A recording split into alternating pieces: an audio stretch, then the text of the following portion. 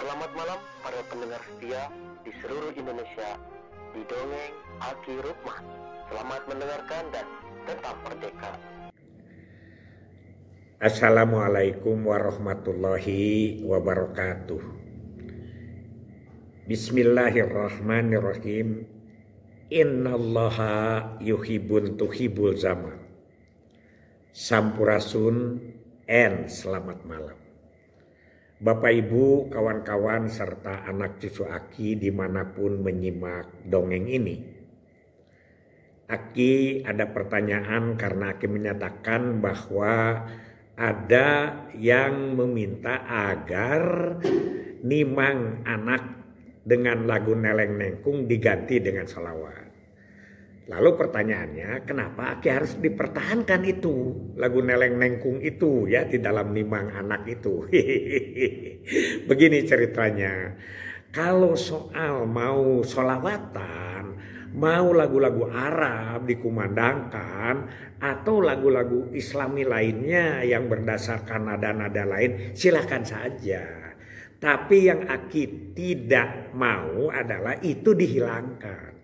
Kalau mau diganti silakan, ada sekarang orang juga yang nimang anak dengan lagu-lagu apa begitu, terserah saja. Tapi yang ini jangan dihilangkan.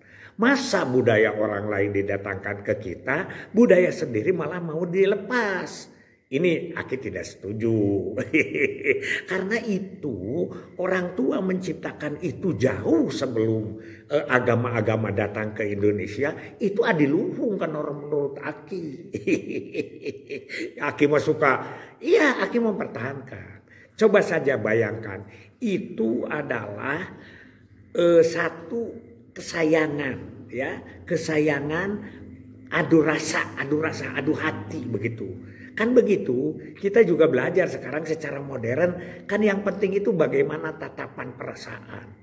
Seringlah kita berbicara, apalagi sekarang sudah viral, bahwa kalau kita berbicara dengan mulut maka didengar oleh telinga. Tapi kalau berbicara dengan hati, itu adalah didengarnya oleh rasa. Itu yang tidak mau Aki hilang. Sekarang ini bahasa-bahasa rasa itu sekarang sudah hilang. Terus terang saja ya. Lagu itu adalah adiluhung. Coba bayangkan kata-katanya, maaf Aki ini lagi serak. Tidak bisa nyanyi. Pagi-pagi belum minum soalnya. Yang pertama mana? Neleng nengkung, neleng nengkung. Apa artinya? Neleng nengkung itu adalah kata-kata kasih sayang dari seorang orang tua kepada anak. Dari seorang ibu kepada anak, dari seorang ayah kepada anak. Neng itu adalah hanya ada di Sunda kan. Neleng nengkung, neleng nengkung. Nah kemudian gera gede, gera jangkung. Semoga gera itu kan cepat, itu kan gera-gera, cepat-cepat. Dan itu adalah mengandung kata-kata budaya tentang doa. Semoga kau cepat besar dan tinggi.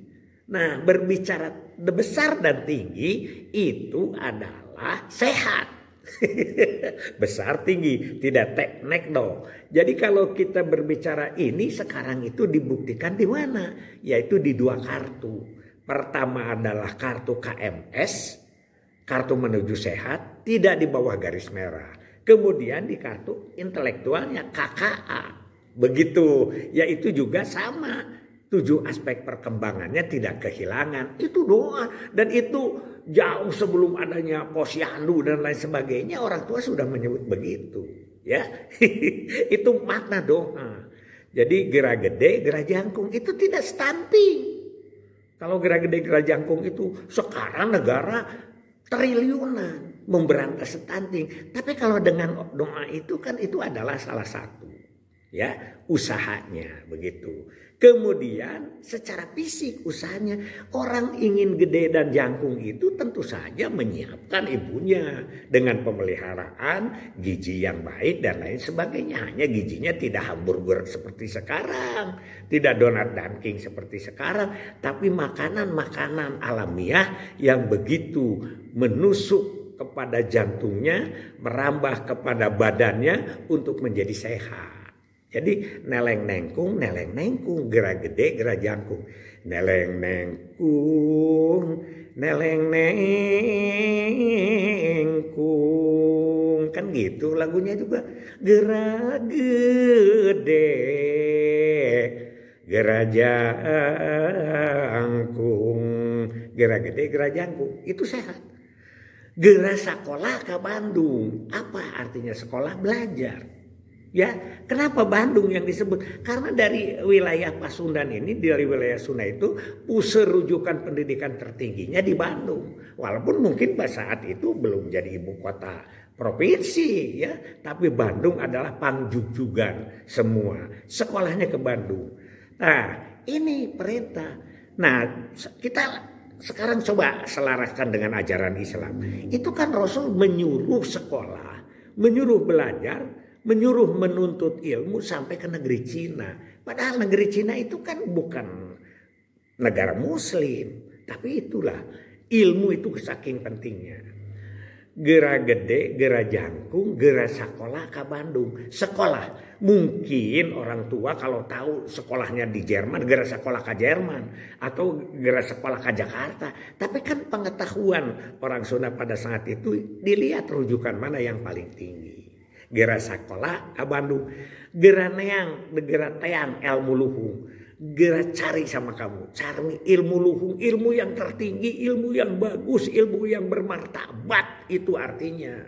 Gera gede, gera jangkung. Kan gera sekolah ke Bandung, gera teang ilmu luhung. Gera teang ilmu luhung. Gera teang ilmu luhung. Itu adalah doa dan usaha.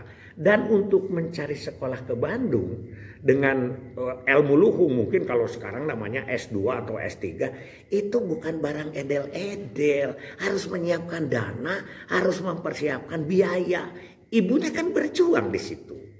Gera gede, gera jangkung, gera sekolah ke Bandung, gera teang ilmu luhung. Nah setelah punya ilmu luhung, gera makayakeun indung. Makayakeun itu adalah gera memelihara, gera menghormati, gera manjakan ibumu sebagai rasa cintamu sebagai pamulang tarima. Kamu telah dilahirkan, telah dibesarkan. Apa itu bukan petunjuk agama? Hanya saja orang-orang tidak paham dan gengsi. Ya, jadi dia itu dengan rasa kasih sayang, mungkin dengan puisinya Kang Deddy Kecekokom, saya tidak tahu itu ya. Satu itu. Kedua adalah memelihara badannya supaya tinggi doanya. Yang ketiga mencari ilmu walaupun kemana. Yang keempat cari ilmu yang paling setinggi-tingginya, ilmu luhung. Itu S2, S3, bukan S-teler. Dan yang keempat adalah gera makayakeun indung. Sepulangnya punya ilmu, sepunyangnya pulang mencari ilmu dan segala macam. Gera makayakeun indung, tentu saja kalau makayakeun indung itu adalah harus sudah punya penghasilan, dengan kesolehan sosial dan lain sebagainya, dan dari ilmu itu mungkin dia akan mendapatkan kehidupan yang layak. Oke? Iya, jadi karena kita tidak mengerti dan orang tua dulu itu selalu membuat nadoman-nadoman Islam itu dengan kata-kata Sunda, dengan lagu Sunda. Bukan berarti lagu Arab yang datang ke sini emangnya kita mau mengganti negara ini dengan menjadi negara Islam? Tidak, karena kita sudah punya perjanjian. Di mana perjanjiannya? Yaitu di Piagam Jakarta tanggal 22 Juni. Begitu menentukan dasar negara ketuhanan yang Maha Esa, begitu diimplik-implikkan dengan menjalankan syariat Islam. Nah saat itu ada dua kelompok. Yang pertama dia tidak setuju dengan syariat Islam, yaitu dari kelompok-kelompok yang non-muslim. Dia ingin memisahkan negara sendiri. Kalau waktu itu jadi berarti NKRI itu bukan yang sekarang. Itu para yang Maramis, yang ya semua lah yang dari timur terutama. Tapi kemudian karena kita itu ada yang tidak setuju tetap ingin negaranya Islam, yaitu Darul Islam, DITIE. Dia itu kan disponsori oleh Kartosuwiryo dari Jawa Barat, orang Garut. Dia tuh temannya Pak Karno juga, tapi karena tidak setuju negara Pancasila, maunya negara Islam, dia lari ke hutan. Itu sejarah, harus dibaca. Jadi kalau kita ada perbedaan itu harus disatukan.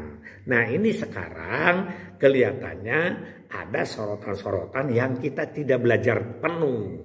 Ya, ada yang belajarnya melalui kelompok agama yang radikal dan lain sebagainya. Oke, besok kita lanjutkan karena ada lagi satu pertanyaan yang agak menggelitik ke Aki, yaitu tentang Islam Nusantara.